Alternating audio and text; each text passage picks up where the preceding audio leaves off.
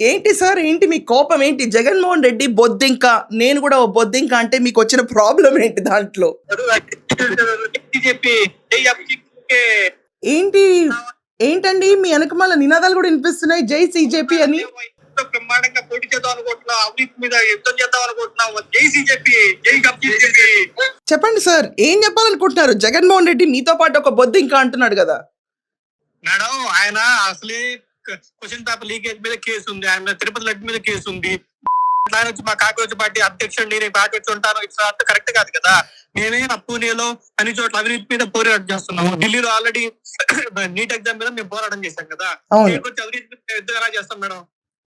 అంటే ఇప్పుడు ఆయన బొద్దింకలు లేస్తాయి అంటున్నారు కదండి. మీరు బొద్దింకల్లో ఒప్పుకోరా అతన్ని? అసలు బొద్దింక పార్టీ అనుకోవడానికి ఆయన ఎవడండి? అసలు మేము ఇయ్యాలి, మేమే పోటీ చేస్తాం. ఆయన వేరే పార్టీలో ఉండి ఇక్కడ వచ్చి మేము బొద్దింక, మేము అవినీతి మీద పోరాటం చేస్తాం కరెక్ట్ కాదు. ఆయనకి ఏది అవకాశం వస్తే అది మాట్లాడతాడు. అవినీతి గురించి అసలు అవినీతికి బ్రాండ్ అంబాసిడర్ అంటే వైఎస్ జగన్. అట్లా మాట్లాడుతున్నాడు మేడం. అట్లా